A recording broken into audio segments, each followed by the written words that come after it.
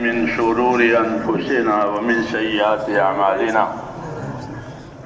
من يهده الله فلا مضل له ومن يضلله فلا هادي له ونشهد أن لا إله إلا الله وحده لا شريك له ونشهد أن سيدنا ومولانا محمدا عبده ورسوله صلى الله تعالى عليه وعلى آله وأصحابه وبارك وسلم تسليما كثيرا كثيرا أما بعد. میرے بزرگوں، پیارے بھائیوں، اللہ تبارک و تعالیٰ نے آپ حضرات کو بہت بڑی نعمت اور بہت بڑے شرف سے نوازا ہے. وہ نعمت اور شرف جو ہے وہ دین کا علم ہے. یہ سب سے بڑا شرف ہے کہ یہ اللہ تعالیٰ کے نبیوں کا ترکہ اور ان کی میراث ہے. جس کو بھی یہ ملی وہ خوش نصیب ہے، وہ نصیب دار ہے.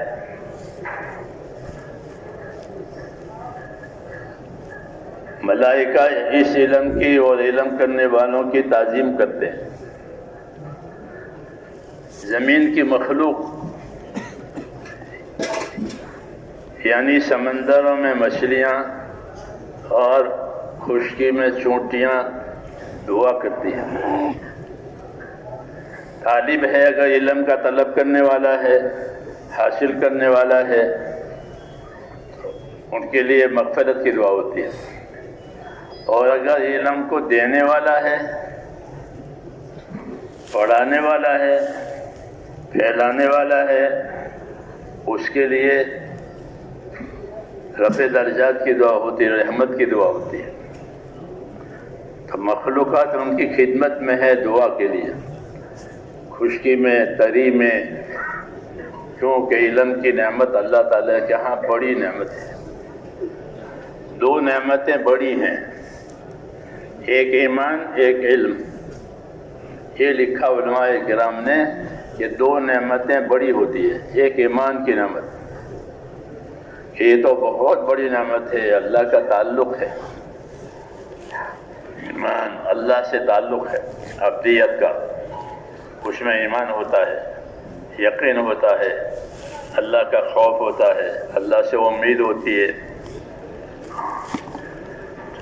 تو یہ ایمان کی نعمت بڑی نعمت ہے. اس کی قیمت اتنی بڑی ہے اور اس کی اہمیت اتنی بڑی ہے کہ ایک آدمی بھی روئے زمین پر اللہ اللہ کہنے والا رہے گا تو قیامت نہیں آئے گی. وہ ایمان والا ہے، اللہ اللہ کرتا ہے بس. تو اس کے وجود کی وجہ سے قیامت نہ آئے گی، یعنی عالم کے بقا کا یہ ایمان ذریعہ ہے. عالم اس کی وجہ سے باقی رہے گا، قیامت نہیں آئے گی. جب ایک بھی اللہ اللہ کرنے والا نہیں ہے تو پھر اللہ تعالیٰ اس پنڈال کو اٹھا لیں گے، ختم، آسمان زمین سب ختم. تو ایمان کی اتنی بڑی اہمیت ہے کہ انبیاء کرام ایمان کی دعوت لے کر آتے ہیں، بندوں کا تعلق اللہ تعالیٰ سے صحیح کراتے ہیں، اور پھر ایمان کے موجب اور ایمان کے تقاضے پر چلانے کے لیے اللہ تعالیٰ کی طرف سے علم آتا ہے کہ ایمان والوں کی زندگی کیسے ہوگی، ایمان والوں کی زندگی کے کیا تقاضے ہوں گے، اور وہ دنیا میں حقوق کو کیسے ادا کریں گے. اس کے لیے اللہ تعالیٰ نے علم نازل کیا ہے ہر نبی کو، اور یہی اصل چیز ہے انبیاء کرام کے ہاں. رسول صلی اللہ علیہ وسلم چونکہ آخری پیغمبر ہیں، آپ کے بعد کوئی نبی نہیں ہے، آپ کی امت کے بعد کوئی امت نہیں ہے، اس لیے آپ صلی اللہ علیہ وسلم پر اس علم کی تکمیل ہوئی کہ ہر لائن کا علم آپ کو علی وجہ الکمال دیا گیا. ایمانیات کا علم ہوا، عبادات کا علم ہوا، معاشرت کا علم ہوا، معاملات کا علم ہوا، اور اخلاق کی لائن کا علم ہوا، ہر لائن کا علم آپ صلی اللہ علیہ وسلم کو علی وجہ الکمال دیا گیا، تاکہ زندگی میں زندگی گزارنے والا ہر طبقہ اس علم کے ساتھ زندگی گزارے۔ ان تمام علوم کو جو اللہ تعالیٰ نے آپ کو دیا ہے وہ آپ کے پاس ایک اللہ کی امانت ہے، اس لیے آپ نے اس امانت کو پھیلایا اور اپنی دعوت سے ان علوم کو جوڑا۔ مثلاً آپ کے پاس توحید کا علم آیا تو آپ نے توحید کی دعوت دی، فَاعْلَمْ أَنَّهُ لَا إِلَهَ إِلَّا اللَّهُ وَاسْتَغْفِرْ لِذَنبِكَ وَلِلْمُؤْمِنِينَ وَالْمُؤْمِنَاتِ، یہ علم دیا جا رہا ہے، فَاعْلَمْ أَنَّهُ لَا إِلَهَ إِلَّا اللَّهُ، یہ مثال ہے کہ اے نبی جان لو کہ لا الہ الا اللہ، ایک اللہ ہے، کوئی عبادت کے لائق نہیں ہے، وہی سب، اسی کے ہاتھ میں سب کچھ ہے۔ توحید کا علم آپ کو دیا گیا تو آپ نے توحید کے علم کی دعوت دی، یا ایھا الناس قولوا لا الہ الا اللہ تفلحوا۔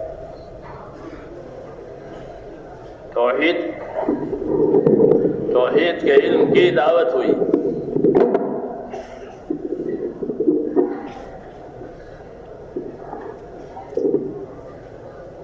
عبادت کا علم آیا، عبادت کا حکم آیا، وَاعْبُدْ رَبَّكَ حَتَّى يَأْتِيَكَ الْيَقِينُ، اللہ کی عبادت کرو، کب تک؟ قیامت تک۔ تو عبادت آئی، عبادت کا علم آیا تو آپ نے لوگوں کو عبادت کرنے کی دعوت دی، عبادت کرنے کی تعلیم دی۔ معاشرت کا علم آیا تو معاشرت کی دعوت دی، معاشرت کی تعلیم دی، کونوا عباد اللہ اخوانا، جو فرمایا کونوا عباد اللہ اخوانا، کہ اللہ کے بندے رہو، آپس کے بھائی رہو، معاشرت ہے، جی ہاں، کہ اللہ کے بندے رہو، آپس کے بھائی رہو۔ تو یہ مثالیں ہیں کہ جو علوم اللہ کی طرف سے آپ کو القا ہوئے ہیں، آپ نے اس کی دعوت دی۔ کیا مطلب دعوت دینے کا؟ خالی نشر و اشاعت کی ہے؟ نشر و اشاعت کے تو وسائل ہی نہیں تھے، لکھائی پڑھائی نہیں تھی، لکھے پڑھنے کا کوئی ماحول نہیں تھا۔ تاریخ والوں نے لکھا ہے کہ مکہ معظمہ شہر ہے، مرکزی شہر ہے، آج بھی وہ مرکزی شہر ہے، لیکن لکھنے والے کے 15-17 آدمی تھے، باقی لوگوں کو لکھنا نہیں آتا تھا۔ جی ہاں، لکھنا نہیں تو پڑھنا بھی نہیں۔ جی ہاں، وہ تو سیاست ہے۔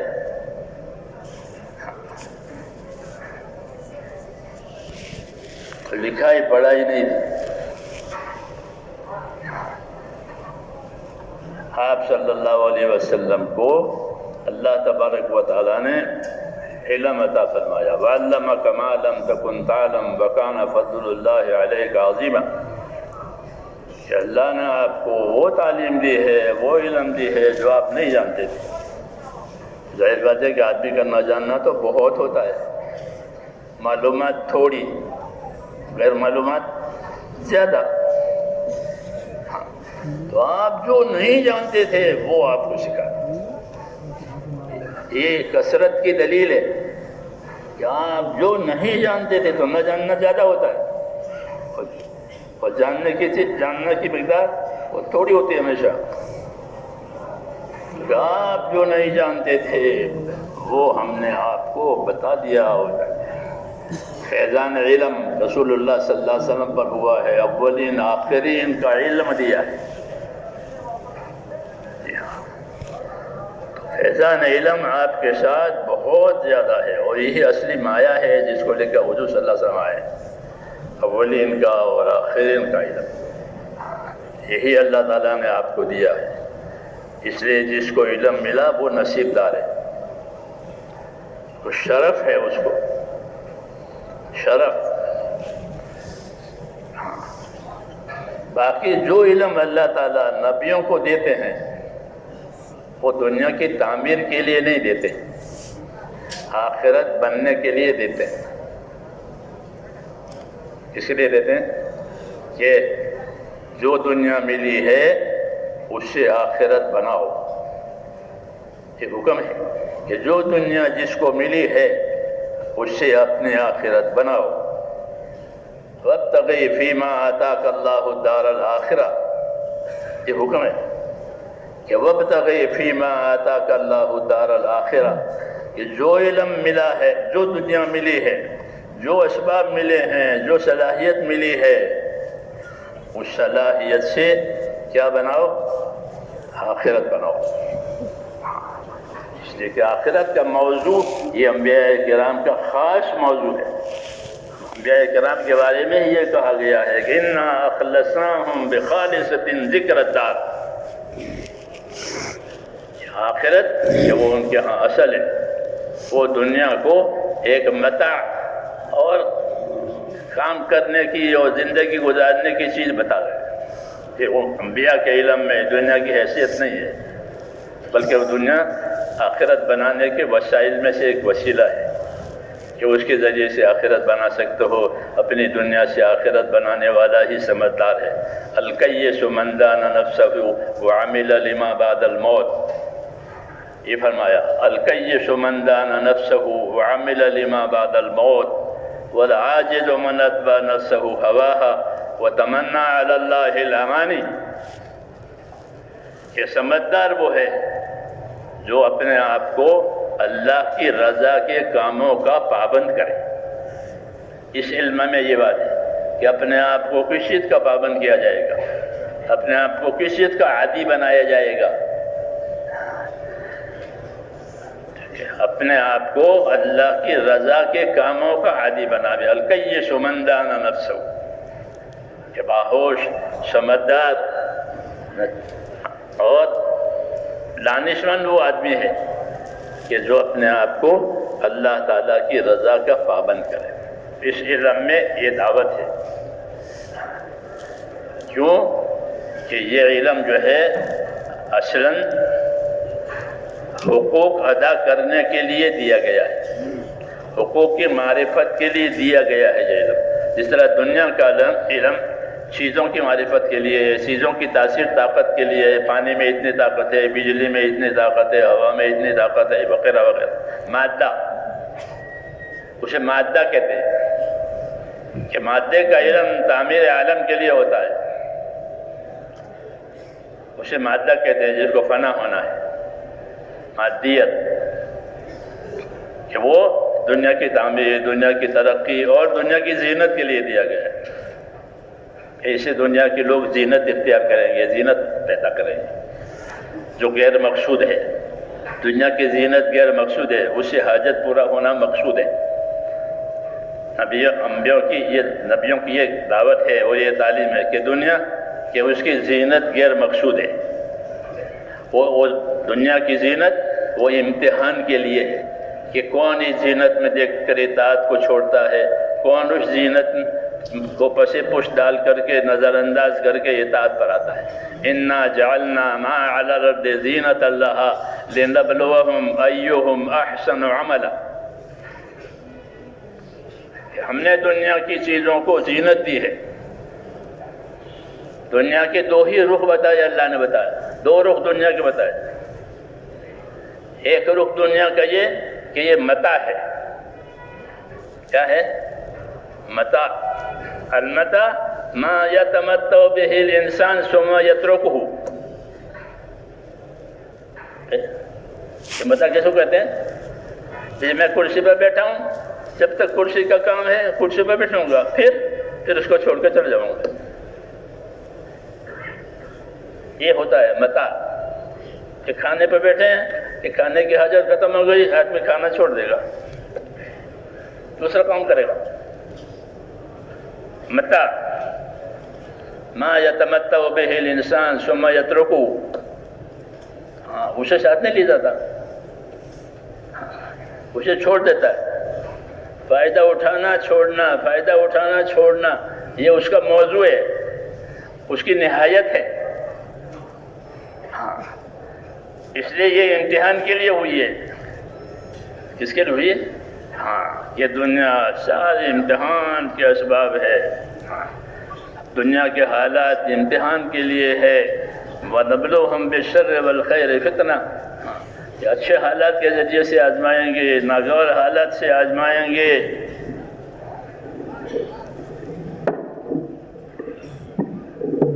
کیوں آواز نہیں جاتی؟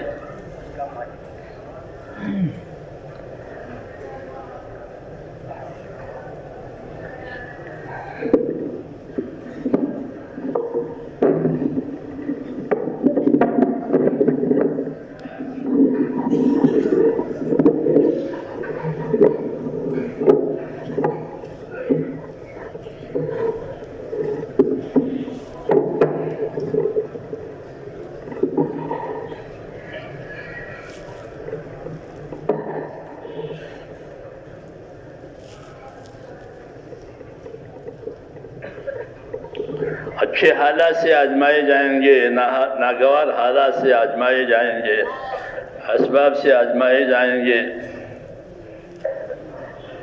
کون اچھے حالات میں اللہ کو یاد رکھتا ہے، کون ناگوار حالات میں اللہ کی طرف رجوع کرتا ہے، یا حالات سے بے بس ہو کر کے اپنے کام کو چھوڑ دیتا ہے۔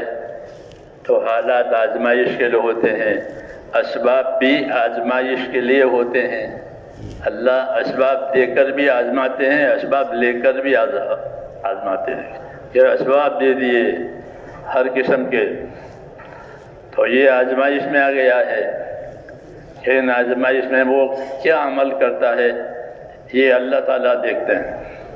کہ اسباب میں امتحان ہے، اسباب کا امتحان جو ہے وہ بہت قوی ہے۔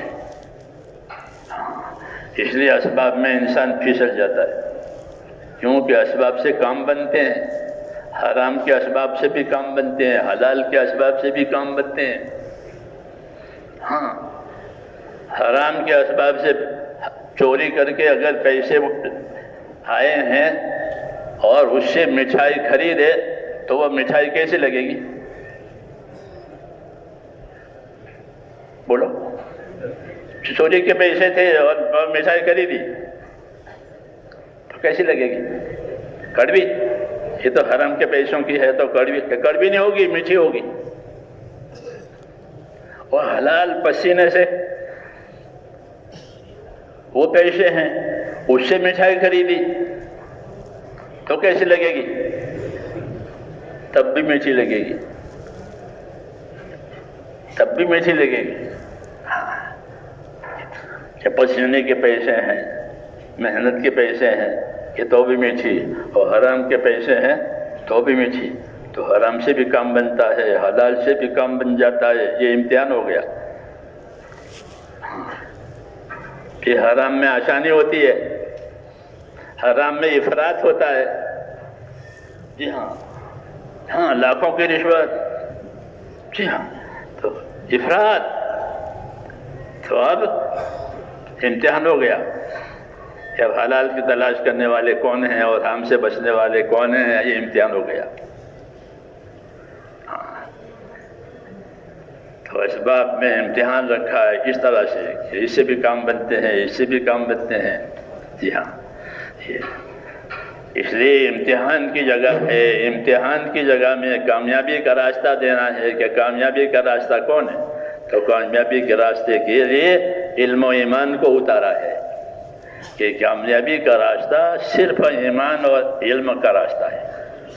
ایمان تو اس لیے کہ وہ تو اللہ تعالیٰ کے تعلق کا نام ہے، اللہ نے اپنی عبادت کے لیے بندوں کو پیدا کیا ہے، عبدیت اور بندگی کا تعلق ہے اللہ تعالیٰ سے، اسی لیے پیدا کیا ہے۔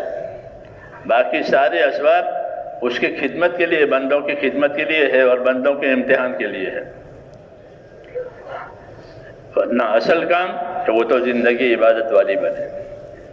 باقی سب اللہ تعالیٰ کی طرف سے انعام ہے، اکرام ہے اور امتحان بھی ہے۔ اس لیے امتحان میں کامیابی دینے کے لیے اللہ تعالیٰ نے اپنا علم اتارا ہے کہ اس کو سیکھو اور اپنی زندگی کو اس کے تابع کرو۔ تو علم کہ اللہ کے تعلق کے کیا تقاضے ہیں، ایمان لائے ہیں، اللہ سے تعلق پیدا کیا ہے کہ اللہ کے تعلق کے کیا تقاضے ہیں اور وہ تقاضے کس طرح پورے ہوں گے، اس کی تعلیم دینے کے لیے یہ علم اللہ تعالیٰ نے اتارا ہے تاکہ اللہ کے تعلق کی حقیقت معلوم ہو جائے۔ دوسرا کہ دنیا کو اللہ تعالیٰ نے دار الحقوق اور دار العمل بنایا ہے۔ یہ دار العمل ہے، دار الجزا نہیں ہے، یہ دار العمل ہے۔ اس لیے یہاں عمل کیا جائے گا، یہاں عمل کرایا جائے گا، عمل سکھایا جائے گا۔ تو اس عمل کے لیے بھی علم ہے کہ یہ کرنا ہے، یہ نہیں کرنا ہے۔ اللہ تعالیٰ کے اوامر اور اللہ تعالیٰ کے احکام دو قسم کے، امتثالی، امتناعی، کہ بعض احکام وہ ہے کہ اس کا بجا لانا ضروری ہے، بعض احکام وہ ہے کہ اس سے اپنے آپ کو بچانا ضروری ہے۔ یہ دو قسم کے احکام آتے اللہ یہاں۔ یہ سارا علم اللہ تعالیٰ نے حضور صلی اللہ علیہ وسلم کے ذریعے سے ہم کو دیا ہے اور اس کا سیکھنا فرض کیا ہے ہر مرد پر، ہر عورت پر، کہ اس کو سیکھو تاکہ پتہ چلے کہ مجھ پر کیا حق ہے، میری کیا ذمہ داری ہے، مجھے کیا کرنا ہے۔ ایک علم زندگی کی ذمہ داریوں کا، ایک علم ان ذمہ داریوں کے پورا کرنے پر کیا انعام ملے گا، کیا اکرام ہوگا، کیا نتیجے آئیں گے، کیا برکتیں آئے گی، وہ اس کو فضائل کا علم کہتے ہیں، ترغیب کا علم کہتے ہیں۔ انبیاء کرام علیہ الصلوۃ والسلام پر ترغیب کا علم نازل ہوتا ہے کہ اللہ تعالیٰ کی طرف لوگوں کو رغبت دلاؤ، اللہ کے انعام اکرام کی طرف رغبت دلاؤ اور یقین دلاؤ کہ جو وعدے اللہ نے کیے ہیں وہ حق ہے۔ یا ایھا الناس ان وعد اللہ حق، یاد رکھو اللہ کا وعدہ حق ہے، اللہ کی بات سچی ہے، اللہ سے زیادہ کوئی بھی بات میں سچا نہیں ہے۔ ومن اصدق من اللہ حدیثا، اللہ زیادہ بات میں سچا کون ہو سکتا؟ تو یقین دلایا کہ جو وعدے اللہ تعالیٰ نے کیے ہیں وہ پورے ہونے والے ہیں۔ ہاں وہ وعدے شرط کے ساتھ ہیں، شرطیں پوری کرنا بندوں کے ذمے، وعدہ پورا کرنا اللہ کے ذمے۔ یوں دنیا کا نظام ہے اس کہ اللہ کی طرف سے کچھ شرطیں ہیں وہ ہم پوری کریں گے اور جو وعدے ہیں وہ اللہ پوری کرے گا۔ اس طرح عبدیت کا تعلق ہو کہ جو تقاضا ہے وہ پورا ہوگا کہ اللہ حکم دیں گے، ہم قبول کریں گے، مانیں گے، ہم بندے ہیں۔ تو وہ علم اللہ تعالیٰ کے اوامر کا، اللہ تعالیٰ کے نواہی کا، اللہ تعالیٰ کے وعدوں کا، اللہ تعالیٰ کے وعیدوں کا، یہ سارا علم جناب رسول اللہ صلی اللہ علیہ وسلم کو دیا، ہاں، تاکہ لوگوں کو اللہ سے امیدوار بنائیں کہ دیکھو تمہیں اللہ تعالیٰ کی طرف سے یہ ملے گا، یہ دینے والے ہیں اللہ تعالیٰ کے، اللہ نے وہ چیزیں تیار کی ہے جو کسی کے آنکھ نے دیکھا نہیں، کسی کے کان نے سنا نہیں، کسی کے دل میں اس کا خطرہ گزرا نہیں، ایسی نعمتیں اللہ نے تیار کی ہے اپنے بندوں کے لیے، ایسے وعدے ہیں۔ یہ کیوں؟ تاکہ رغبت کے ساتھ ہر آدمی اللہ کی طرف آوے، رغبت کے ساتھ آوے، زبردستی اللہ نہیں کرتا، زبردستی اللہ نہیں کرتا، لا اکراہ فی الدین، دین میں کوئی زبردستی نہیں ہے۔ جو کرے گا اپنے لیے کرے گا، جو کرے گا اپنا نفع دیکھے گا، جو نہیں کرے گا اپنا نقصان دیکھے گا۔ فمن شاء فلیؤمن ومن شاء فلیکفر، جو کرے گا اپنے لیے کرے گا، زبردستی کی بات نہیں ہے یہاں۔ لیکن دیں گے ضرور، اگر کسی نے کیا ہے، صحیح کیا ہے، تو اللہ تعالیٰ اس کا اجر و انعام بڑا چڑھا کر دیں گے، بڑا چڑھا کر دیں گے، اور ہمیشہ کے لیے دیں گے، وقتی طور پر نہیں۔ جیسے مزدور کی مزدوری وقتی طور پر کہ مہینے کی تنخواہ، آگے دوسرے مہینے کے بعد دیکھیں گے، ابھی نہیں دیں گے۔ ہاں، اور اللہ تعالیٰ جو دیں گے وہ ہمیشہ کے لیے دیں گے۔ یہ آپ کا بدلہ ہے، یہ آپ کا انعام ہے، یہ آپ کا اکرام ہے۔ تو اللہ تعالیٰ کا دینا جو ہوگا وہ ہمیشہ کے لیے دینا ہوگا، اور رہنا جو ہوگا اللہ کے ساتھ یا آخرت میں کہ وہ بھی ہمیشہ کے لیے ہوگا۔ یہ وعدے ہیں اللہ تعالیٰ کے۔ تو ایک تو ہم کو وعدوں کا علم دیا ہے، ایک ہم کو حکموں کا علم دیا ہے، دو، اور ہر شعبے کا علم دیا ہے، ہر شعبے کے وعدے، ہر شعبے کے احکام، ہر شعبے کے فضائل، ہر شعبے کے مسائل۔ حضرت فرماتے تھے ہمارے دین میں ہر شعبے کے فضائل ہیں، ہر شعبے کے مسائل ہیں۔ تجارت کے فضائل، تجارت کے مسائل، نماز کے فضائل اور نماز کے مسائل، تو عبادت کے فضائل، عبادت کے مسائل، تجارت کے فضائل، تجارت کے مسائل، زراعت کے فضائل، زراعت کے مسائل، اجرت اور مزدوری کے فضائل، اس کے مسائل۔ جہاں بھی کام کرے گا کہ اس لائن کا اس کو طریقہ دیا جائے گا کہ اس طریقے سے کرو، جب وہ اس طریقے سے کرے گا تو اس طریقے پر اس کو اجر و انعام ملے گا۔ یہ ہمارے علم میں یہ بات ہے۔ تو حضرت جی فرماتے تھے رحمت اللہ علیہ کہ ہمارے یہاں ہر شعبے کے فضائل، ہر شعبے کے مسائل، کہ ہمارا کوئی بھی شعبہ علم سے خالی نہیں ہوگا، کوئی شعبہ، بلکہ اس شعبے کا علم دیا گیا کہ عہدے داری ہے، کہ عہدے داری کا علم دیا گیا ہے، اس کے فضائل، اس کے مسائل۔ عہدے داری دنیا میں ہوتی ہے، اقتدار، کیا اس کے فضائل، ہاں تو اس کے فضائل کیا انصاف کرنے والا حاکم کل قیامت میں اللہ کے عرش کے سائے کے نیچے ہوگا، اقتدار کے فضائل ہیں۔ اور اس کی دعا قبول ہوتی ہے امام عادل کی، جیسے کہ روزہ دار کی افطار کے وقت قبول ہوتی ہے۔ روزہ دار کی دعا کب قبول ہوتی ہے؟ افطار کے وقت اس کی دعا قبول ہوتی ہے، ہے نہیں بات؟ ایسے امام عادل ہے کہ وہ مستجاب الدعوات ہے، خلفائے راشدین مستجاب الدعوات ہے، کیوں؟ وہ امام عادل ہے، حقوق کی نگرانی کرنے والے ہیں، مظالم سے بچانے والے ہیں، قیام امن کے ذمہ دار ہیں، قیام امن کے ذمہ دار ہیں۔ اس ذمہ داری پر ان کو اللہ انعام دیں گے، کہ ایسا امام کہ وہ گویا اللہ کا سایہ ہے لوگوں کے اوپر،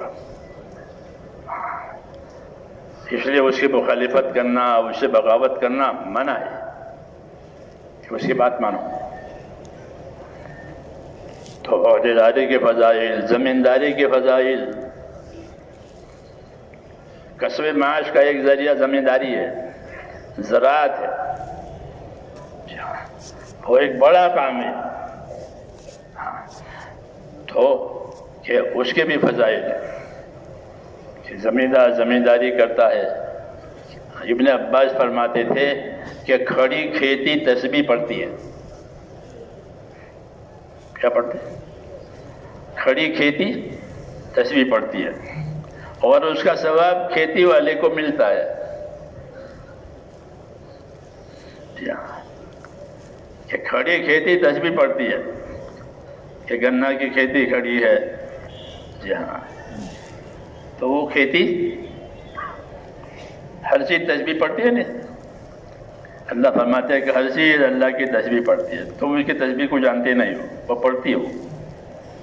جی ہاں، ان کو شعور ہے اللہ کی طرف. انسان غافل ہے، مخلوق غافل نہیں ہے. ہاں، وہ اللہ کے تابع ہے، لیکن ان کی ذمہ داری تسخیری ہے، ہماری تکلیفی ہے. ہم شعور کے ساتھ ہیں، وہ بے شعور ہے. ہمارے اندر بھی بے شعور ہے، اللہ کے سامنے وہ باشعور ہے. اللہ کے سامنے ہر مخلوق کیسی ہے کہ باشعور، ہاں بالکل بیدار. ہاں، ہمارے سامنے وہ بے شعور ہے. آسمان زمین یہ سب بے شعور کے نہیں، اللہ کے سامنے سب باشعور ہے. خاک و باد و آب و آتش بندان، ہاں بامنو تو مردہ واحق زندان. یہ تمام چیزیں اللہ کے سامنے زندہ باشعور ہے، باجواب ہے، جوابدار ہے، امر کے تابع ہے. ہمارے سامنے بے شعور ہے. زمین بے شعور ہے، حالانکہ بے شعور نہیں ہے، ہمارے سامنے بے شعور زندہ ہے. جی ہاں، تو تمام مخلوق. تو اس لیے اپنے عباس فرماتے تھے کہ کھڑی کھیتی تسبیح پڑھتی ہے، اور اس کا ثواب کھیتی والے کو ملتا ہے.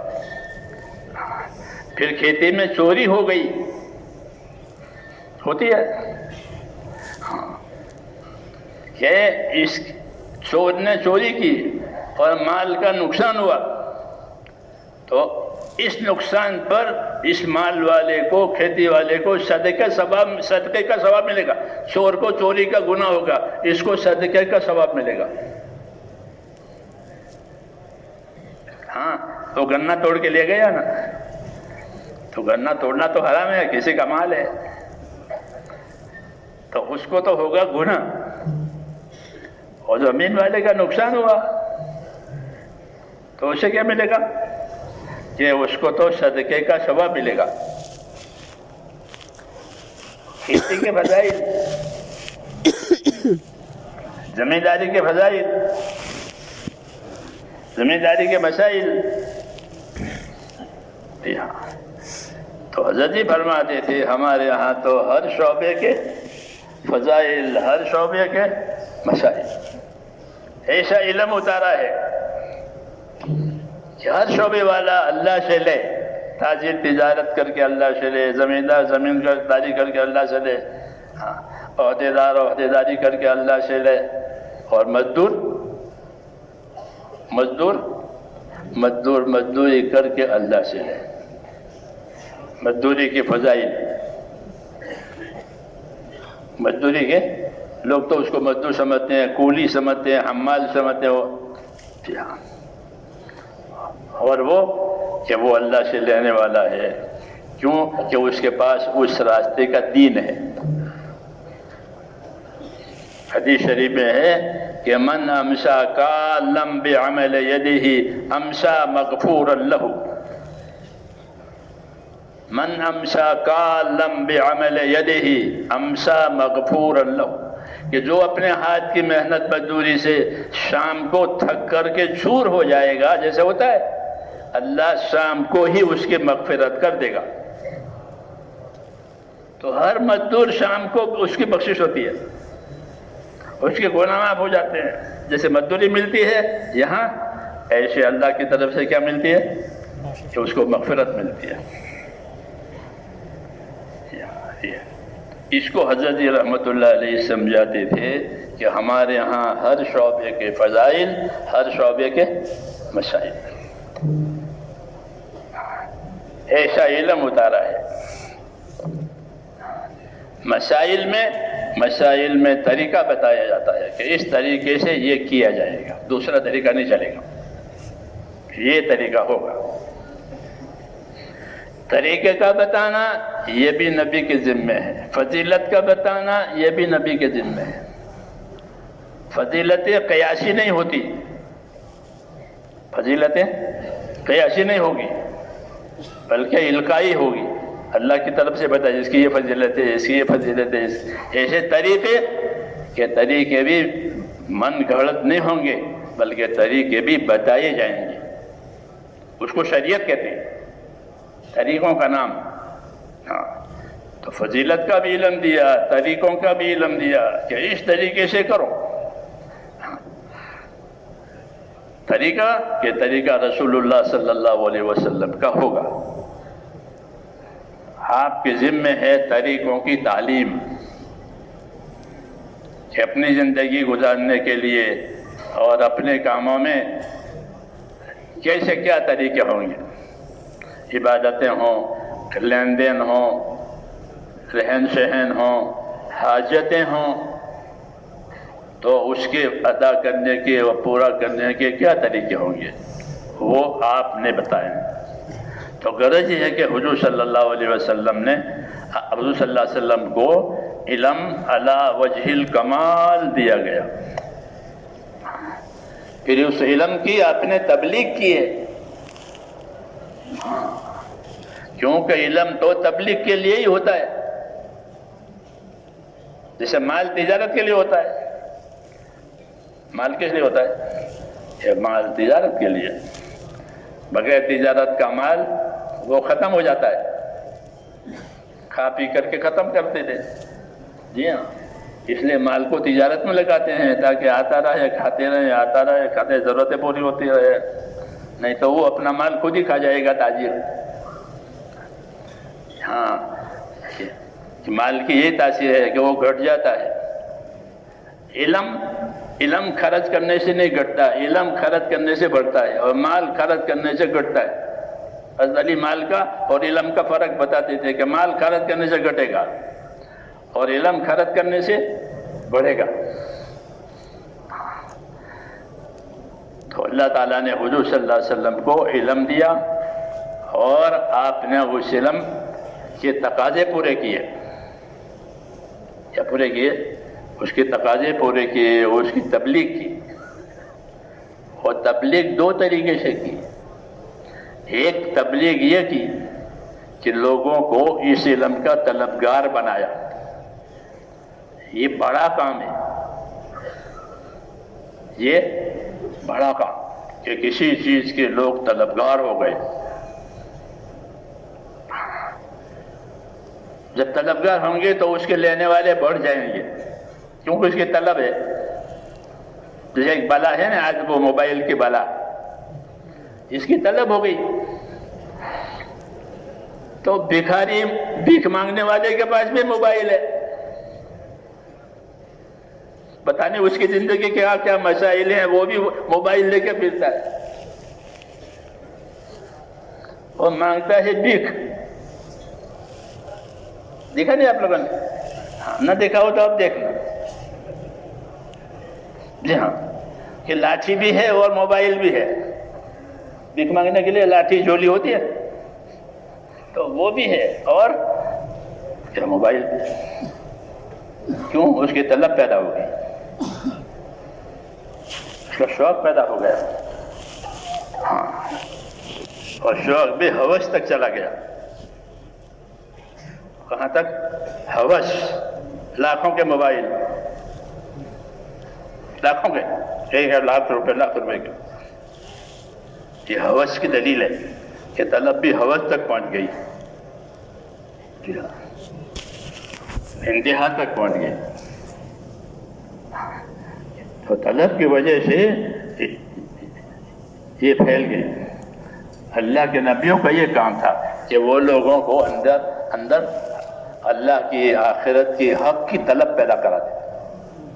وہ اللہ کو چاہتے ہیں، آخرت کو چاہتے ہیں. یہ طلب، یہی طلب دعوت کا مقصد ہوتا ہے. کہ بھئی دعوت کیوں دی جاتی ہے؟ کہ دعوت اس لیے دی جاتی ہے کہ لوگوں میں اللہ کی اور اس کی انعام و اکرام کی طلب پیدا ہو جائے. چنانچہ حضور صلی اللہ علیہ وسلم فرماتے تھے کہ میری مثال ایسی ہے کہ جیسے کہ ایک آدمی نے ایک بہت بڑا گھر، بہت بڑی عمارت تیار کی ہے، شاندار، اب وہ تیار ہو گئی تو اس میں ہر قسم کے کھانے وغیرہ تیار کیے تاکہ لوگوں کو بلاوے اس تقریب میں کہ ہمارا گھر تیار ہو گیا، ہماری عمارت تیار ہو گئی، براؤ اور ہم سے ملو اور ہمارے ہاں کھانا کھاؤ۔ اور بلانے کے لیے ایک آدمی کو بھیج دیا کہ جاؤ لوگوں کو بلاؤ، مہمان بنا کر اپنے آپ کو اپنے گھر بلا رہا ہے تاکہ لوگ کھائیں اس تقریب میں۔ فرمایا ایسے اللہ نے جنت بنائی اور جنت کی ہر نعمت، ہر قسم کی نعمتیں تیار کر دی من چاہی، اور مجھ کو اس کا دائی بنا کر بھیجا۔ فرشتے کہہ گئے یہ اس کے دائی ہیں، جو نعمت و جنت اللہ نے تیار کی ہے اس کے دائی ہیں کہ اللہ نے آپ کے لیے یہ تیار کیا ہے، اللہ نے آپ کے لیے یہ تیار کیا ہے، اللہ یہ دیں گے وہ دیں۔ اب لوگ طلب آئی، طلب کی وجہ سے اللہ کی طرف جائیں گے تو اللہ ان کے مطلب کی چیز بھی دیں گے اور ان کی زندگی بنانے کی چیز بھی دیں گے، زندگی بنانے کے لیے طریقے دیں گے اور آرام کے لیے نعمتیں دیں گے دونوں۔ اس لیے فرماتے تھے کہ میں دنیا اور آخرت کی خیر لے کر آیا ہوں، میری بات مانو۔ تو رسول صلی اللہ علیہ وسلم کو یہ علم دیا گیا تھا کہ بندوں کا تعلق اللہ تعالیٰ سے صحیح ہو جائے، یعنی وہ اللہ تعالیٰ کے حقوق ادا کرنے والی بنے، پھر بندوں کے حقوق ادا کرنے والی بنے۔ اس لیے کہ دنیا کو دار الحقوق بتایا ہے اور آخرت کو دار الاجور بتایا ہے کہ وہ اجر اور بدلہ پانے کی جگہ ہے، وہ موت کے بعد ہے، اور اس بدلے کی تیاری کے لیے یہ دنیا ہے۔ اس لیے یہاں یہ علم اتارا زندگی گزارنے کے کیا طریقے ہیں، زندگی گزارنے میں کیا کیا حق ہیں، وہ حق ادا ہو جائے۔ حضور صلی اللہ علیہ وسلم پہ یہ علم نازل ہوا تو حضور صلی اللہ علیہ وسلم نے لوگوں کو اس علم کی دعوت دی، اس کی دعوت دی،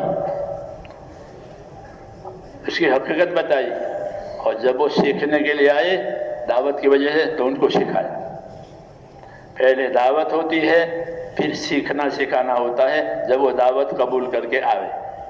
چنانچہ جب کوئی آدمی دعوت قبول کرتا تھا تو فرماتے تھے علموا اخاکم القرآن، اپنے بھائی کو قرآن سکھاؤ تاکہ وہ اللہ کا حق سمجھے کہ اللہ کا حق کیا ہے، دنیا میں کیا ذمہ داری ہے۔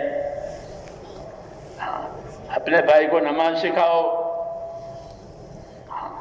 تو جو دعوت قبول کر کے آئے ہو اس کے لیے علم کا دروازہ کھل جاتا تھا۔ پھر زندگی کی ضروریات کی اور زندگی کے کام ذمہ داریوں کے لیے جو جو علم ہوتا تھا وہ اللہ تعالیٰ اتارتے تھے، آپ صلی اللہ علیہ وسلم پہنچاتے تھے، اللہ اتارتے پہنچاتے تھے۔ تو لوگوں کو علم کا طلبگار بنایا، اس لیے کہ اگر بے طلبی میں دیا جاتا تو وہ اس کی قدر نہ کرتے، وہ اس کی قدر نہ کرتے۔ لوگوں میں اللہ تعالیٰ کے انعام اکرام کی تفصیل بتا کر اور دوسری اپنے حسن اخلاق سے لوگوں سے معاملہ کر کے لوگوں کا رجوع اللہ کی طرف کیا۔ یہ انبیاء کرام کا طریقہ ہوتا ہے کہ لوگوں کو اللہ تعالیٰ کا انعام اکرام اور اللہ تعالیٰ نے ان کے کیا کیا تیار کیا ہے اور اللہ ان کو کیا کیا دینے والے ہیں اس کی تفصیلات بتائی۔ دوسرے نمبر میں اپنی دعوت میں اپنے اخلاق کا مظاہرہ کیا، اپنے اخلاق کا مظاہرہ کیا۔ چنانچہ آپ کی امانت داری، آپ کی سچائی، آپ کی حسن معاشرت، یہ چیزیں آپ کے اخلاق سے ظاہر ہوئی۔ 40 برس تک لوگوں نے اسی طرح دیکھا آپ کو، اس لیے رخ آپ کی طرف ہوا۔ پھر آئی دعوت تو پھر لوگوں کو دعوت دی کہ میں اللہ کا نبی ہوں، اس لیے مجھے اللہ کا نبی مان کر اللہ کی عبادت کرو۔ تو لوگوں میں دین کی طلب پیدا کرانا، لوگوں کو آخرت کی طلب پیدا کرانا، یہ اس علم کی اصلی غایت ہے، تاکہ لوگ اس علم کو حاصل کریں اور حاصل کر کے اپنی زندگی کی ذمہ داریوں کو پوری کریں اور اپنی آخرت کو آباد کریں۔ کہ علم کے ذریعے سے حقوق ادا ہوں گے اور حقوق ادا ہو کر کے آخرت بنے گی۔ جب حقوق کی پائمالی ہوگی تو پھر آخرت بھی نہیں بنے گی اور دنیا بھی نہیں بنے گی، دونوں۔ علم کی یہی غرض ہے چنانچہ ایک حدیث میں ہے کہ دنیا کے لوگ اپنے اسباب کے لحاظ سے 4 قسم کے ہیں۔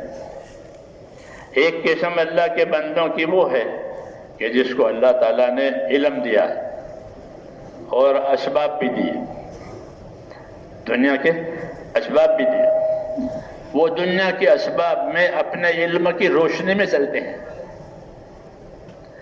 اور علم کی روشنی میں چلنے کا مطلب یہ ہے کہ وہ اس علم سے حقوق ادا کرتے ہیں، حقوق ادا کرتے ہیں، اللہ کا کیا حق ہے، نبی کا کیا حق ہے، پھر جتنے تعلقات ہیں ان تعلقات کے کیا حقوق ہیں، کیونکہ حقوق تعلقات کی بنیاد پر قائم ہوتے ہیں۔ اللہ سے تعلق ہے تو اللہ کا حق ہے، تو اللہ کا کیا حق ہے کہ عبادت کرنا، عبادت کرنا یہ اللہ کا حق ہے ہم پر، کیونکہ ہمارا تعلق عبادت کا ہے۔ اس طرح جتنے تعلقات ہیں ان تعلقات کے حقوق ہیں۔ تو پہلی قسم اللہ کے بندوں کی وہ کہ جن کو اللہ تعالیٰ نے علم دیا اور اسباب دیے، وہ اپنے اسباب میں ایسے چلتے ہیں علم کی روشنی میں کہ ان اسباب سے اللہ تعالیٰ کے بندوں کے اور دوسروں کے حقوق ادا کرتے ہیں۔ تو فرمایا یہ قسم جن کو اسباب بھی ملے، علم بھی ملا، یہ بہترین قسم ہے انسانوں کی، انسانوں کی یہ بہترین قسم ہے۔ ھذا بافضل المنازل، یہ اونچے درجے کے ہیں کہ ان کو علم بھی ملا، اسباب بھی ملے اور حقوق بھی ادا ہوئے۔ دوسری قسم ان بندوں کی ہے کہ ان کو علم ملا لیکن اللہ کی طرف سے اسباب نہیں ملے۔ انہیں بعض لوگوں کو اللہ غریب بناتے ہیں، بعض کو مالدار بناتے ہیں، بعض کو تندرست بناتے ہیں، بعض کو بیمار بناتے ہیں۔ یہ تقسیم اللہ تعالیٰ کی حکمت ہے۔ تو ان کو علم تو ملا لیکن اسباب ایسے نہیں ملے جیسے ان کو ملے، یہ دوسری قسم ہے۔ لیکن اس دوسری قسم کا جذبہ یہ ہے کہ اللہ مجھ کو اسباب دے تو میں اب اپنی زندگی ایسے ہی گزاروں جیسے یہ گزارتا ہے۔ تو فرمایا یہ دونوں اجر و انعام میں برابر ہیں۔ تیسری قسم ان کی ہے کہ جن کو دنیا کے اسباب ملے اور علم نہیں ملا، علم حاصل نہیں ہوا، اسباب دنیا کی مل گئی، اس لیے علم نہ ہونے کی وجہ سے وہ اپنے اسباب میں بجائے علم کے خواہشات پر چلتے ہیں، کیونکہ اسباب کا تعلق خواہشات سے ہے۔ اصل تو اسباب کا تعلق حاجت سے ہے، لیکن جب حاجتیں آگے نہیں کی جاتی ہیں تو پھر وہ خواہشیں بنتی ہیں۔ تو تیسری قسم ان لوگوں کی کہ جن کو علم نہیں ملا، نبیوں والا، اور اسباب ملے تو وہ اپنے اسباب میں بغیر علم کے اپنے خواہشات پر چلتے ہیں اور اسباب کو خواہشات پر استعمال کرتے ہیں۔ یہ قسم پوری قسم ہے کہ بغیر علم کے اپنے اسباب کو خواہشات پر ہی استعمال کرتے ہیں۔ اسباب ہیں، علم نہیں ہے، تو اسباب کا استعمال اپنے خواہشات پر ہوگا، کہ یہ پوری قسم ہے۔ چوتھی قسم ان کی فرمائی کہ جن کو نہ اسباب ملے نہ علم ملا،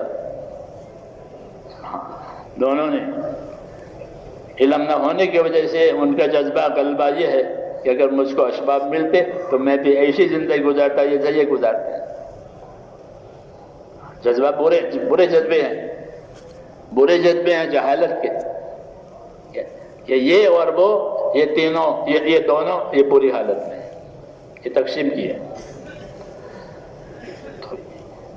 تو یہ علم جو میرے دوستوں بتایا گیا ہے اور اللہ کی طرف سے اتارا گیا ہے، ہاں، وہ ذمہ داریوں کے پورا کرنے کے لیے ہے، ہاں، اور کسی غرض کے لیے نہیں ہے کہ اپنی ذمہ داری پوری کرو۔ اللہ کا معاملہ ہے تو اللہ کی ذمہ داری پوری کرو، بندہ کا معاملہ ہے تو بندے کی ذمہ داری پوری کرو، اپنی ذات کی بات ہے تو اپنی ذات کی ذمہ داری پوری کرو۔ یہی ذمہ داریاں ہوتی ہیں ہر آدمی پر، اپنی ذات کی ذمہ داری ہوتی ہے، بندوں کی ذمہ داری ہوتی ہے، اللہ کی ذمہ داری ہوتی ہے۔ تو اس علم کے ذریعے سے ذمہ داریاں پوری کی جائے گی کہ دنیا ذمہ داریوں کی پورا کرنے کی جگہ ہے، آخرت بدلہ پانے کی جگہ ہے۔ یہ ترتیب ہے، اس لیے یہ علم اتارا۔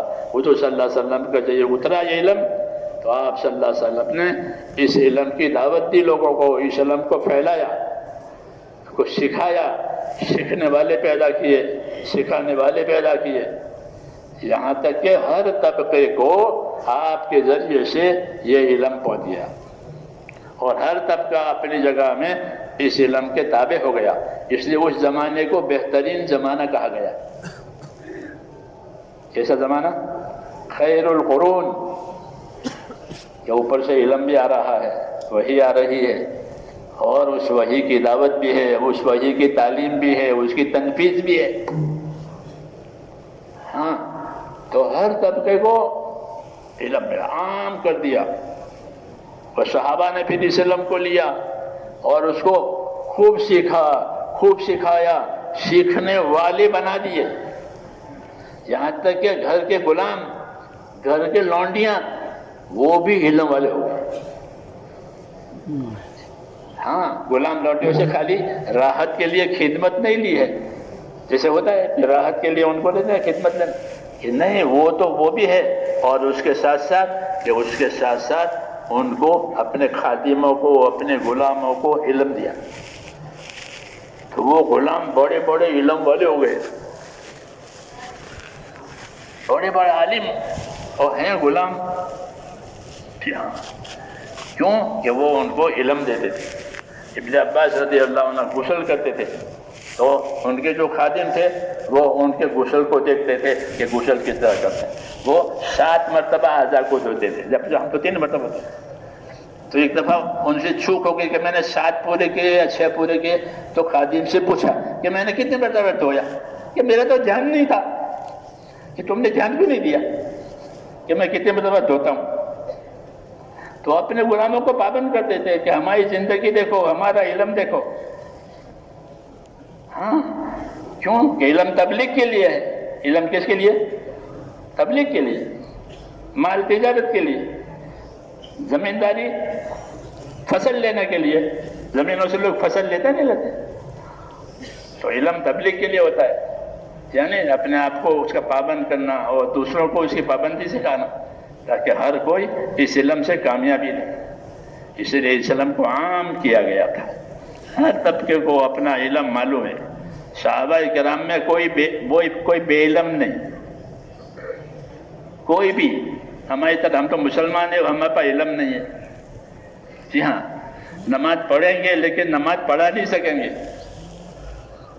ہاں، نماز پڑھانے والے تھوڑے اور پڑھنے والے زیادہ. کہ نماز پڑھو کہ ہاں، نماز پڑھانے کی ہمت نہیں. کیوں؟ پڑھنا یاد ہے، پڑھانا یاد نہیں ہے. ایسا نہیں تھا.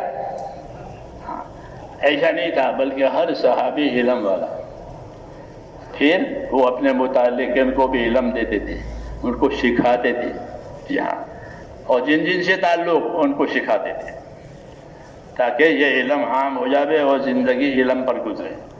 یہاں تک کہ یہ علم پھیلتے پھیلتے کمائیوں میں آ گیا کہ کمائیوں کا علم ہے. کمائیوں میں کہ بازار والا علم ہے، کہ بازار کا کیا علم ہے، لین دین کا کیا علم ہے، خرید فروخت کا کیا علم ہے، وہ بازاروں میں عام ہو گیا. حضرت علی فرماتے تھے کہ مسلمانوں کے بازار ایسے ہوں گے جیسے ان کی مسجدیں. سوق المؤمن کا مسلح ہوں. کہ مسلمانوں کی مارکیٹ کیسے ہوں گے کہ جیسے ان کی مسجد ہیں. مسجد میں کوئی غلط کام ہوتا ہے؟ سب کام صحیح ہوتے ہیں. ایسے بازار میں بھی یہ بازار کے لائن کے سب کام صحیح ہوں گے. کیوں کہ اس راستے کا بھی علم دیا گیا.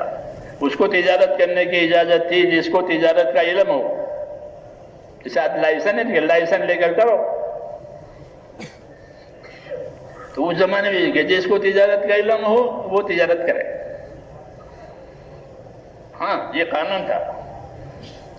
جی ہاں، گشت کرتے تھے بازار میں. ہم حضرت عمر بھی، حضرت علی بھی وہ دیکھتے تھے لوگوں، تاکہ کمائیاں علم پر آوے، زندگیاں علم پر آوے، جہالت پر نہیں.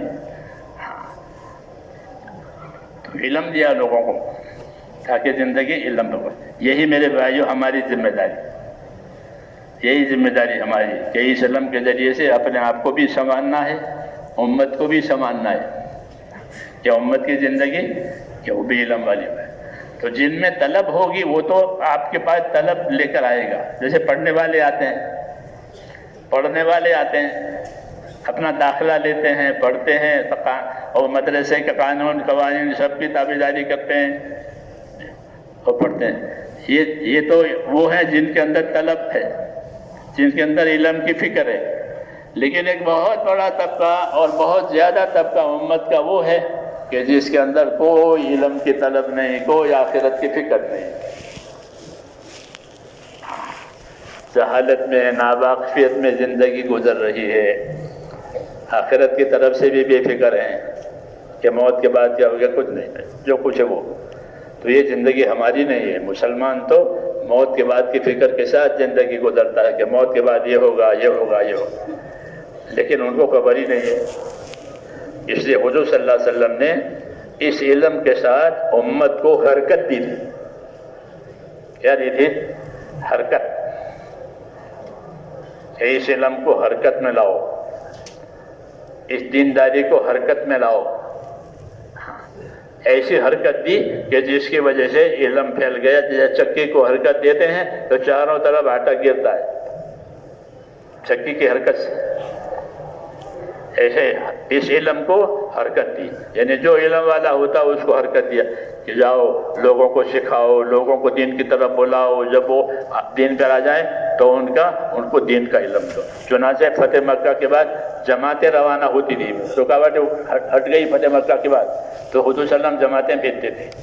طاقتور کارکنوں کو، مضبوط کارکن دعوت دینے والے خالد بن ولید جیسے وہ ایمان لائے تھے 8 ہجری میں، تو ان کو جماعت دی. وہ 6 مہینے رہے. ہم لوگ تو 4 مہینے کی بات کرتے ہیں. وہ 6 مہینے رہے یمن میں اور لوگوں کو دعوت دیتے رہے. جی ہاں، لوگ پھر جو دعوت قبول کرتے تھے ان کو دین سکھاتے تھے. خالد دعوت دے کر نہیں چلے آتے تھے کہ چلو بھئی یہ تو ہو گئی، ایمان والے ہو گئے. کہ نہیں، اب ایمان والے ہو گئے تو ایمانی زندگی ان کو سکھانی ہے. دعوت کے بعد تعلیم و تعلم ہوتا ہے. تعلیم و تعلم تو وہ ان کو سکھاتے تھے. ہاں، احکام سکھاتے تھے، سنت سکھاتے تھے، دین میں کیا کیا ہے وہ سکھاتے. تو اس طرح علم کو حرکت دی تو وہ علم پھیل گیا. علم پھیل گیا دور دور تک.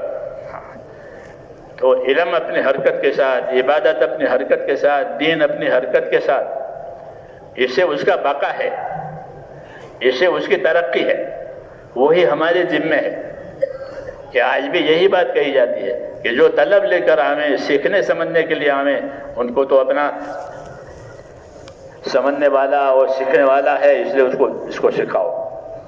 یہ تو اللہ کے مہمان ہو گئے، طالب علم ہو گئے، پڑھنے والے ہو گئے. ان کو تو سکھانا ضروری ہے. یہ مہمان ہے، انہوں نے اپنے آپ کو حوالے کیا ہے. لیکن وہ بہت امت کا بڑا طبقہ وہ ہے کہ جن کو نہ اس کی طلب ہے نہ اس کی فکر ہے کہ آخرت کیا ہے، ایمان کیا ہے. حالانکہ یہ دین سب کے لیے اترا ہے، یہ علم سب کے لیے اترا ہے. اس لیے یہ ٹھہرایا گیا کہ اگر وہ ہمارے پاس نہیں آتے ہیں تو کہ ہم ان کے پاس جائیں. جیسے انبیاء کرام کو اللہ بھیجتے تھے ان کی قوم کے پاس، قوم نہیں آتی. انا ارسلنا نوحا الی قومی، ہم نے نوح کو قوم کے پاس بھیجا. قوم کا مانتی تھی، وہ کا سنتی تھی، مگر ان کو بھیجا ہے. ایسے آج بھی کہ امت کو توجہ نہیں ہے تو ہم ان کی طرف توجہ کریں گے. ہاں، ہم ان کی طرف توجہ کریں گے. نبوت کی مثال ایسی نہیں ہے کہ بھئی کنواں ہے، جو پیاسا ہوگا وہ آئے گا. ایسا ہے کہ نہیں؟ ایسا نہیں ہے. ایسا نہیں ہے کہ ہم تو علم والے، ہم تو ایسا کہ کنواں، میٹھے پانی کا کنواں، جس کو پیاس ہوگی وہ آئے گا پیے گا، نہ آئے گا وہ جانے. ایسا ہے کہ نہیں؟ ہماری مثال کنویں کی نہیں ہے، ہماری مثال تو برسنے والے بادل کی طرح سے. کیسے مثال ہے کہ برسنے والا بادل کہ وہ جا کے برستا ہے اور زمین کو آباد کرتا ہے. ہاں، زمین کو پتہ نہیں ہے. ایسے ہماری مثال دعوت کے برسنے والا کہ اللہ بادلوں کو بھیجتا ہے اور وہاں پانی برساتا ہے تو غیر آباد زمین آباد ہو جاتی ہے. اولم یروا انا نسوق الماء الى الارض الجرز فنخرج به زرعا تاکل منه انعامهم وانفسهم افلا یبصرون. کیا دیکھتے نہیں ہیں کہ ہم غیر آباد زمین پر اپنا پانی برساتے ہیں، پھر وہ زمین آباد ہوتی ہے، اس کی خیرات نکلتی ہے تو وہ وہاں کے انسان بھی کھاتے ہیں اور ان کے حیوان بھی کھاتے ہیں، دیکھتے نہیں ہو؟ یہ کہہ رہے ہیں کہ ہم برساتے ہیں جا کر. حضور صلی اللہ علیہ وسلم نے اپنے مثال ایسی دی ہے کہ ہم جا کے وہ پانی برسے گا اور ان کی زندگی آباد ہو جائے گی. اگر وہ نہیں آتے تو ہم برسنے والے بادل کی طرح ان کے پاس جائیں گے اور یہ برسا. اس طرح یہ دعوت رحمت ہو جائے گی، جیسے بارش رحمت ہو جاتی ہے. بارش کیا ہو جاتی ہے؟ یہ رحمت. اس طرح یہ دعوت کہ رحمت ہو جائے گی، کہ بادلوں کی طرح، کنویں کی طرح نہیں کہ جس کو پیاس ہو کہ وہ آوے، کہ نہیں، بلکہ کہ اس علم میں ان کا حصہ ہے. جو علم حضور صلی اللہ علیہ وسلم کے پاس آیا اس میں سب کا حصہ ہے. جو آوے اس کا بھی حصہ اور نہ آوے اس کا بھی حصہ. تو جو آوے اس کو تعلیم دو، جو نہ آوے اس کو دعوت دو تاکہ وہ بھی آوے. ہاں زہبلی میں بھی دعوت ہے، جو آئے وہ کھائے، وہ نہیں آئے کیونکہ دعوت تو بلاؤ بھائی وہ فلانا صاحب نہیں آئے ان کو فون کرو، تو بلاتے ہیں ان کو تاکہ وہ بھی کھانے میں شریک ہو جائے. تو دعوت میں ہر دعوت خیر میں امت کو شریک کرو.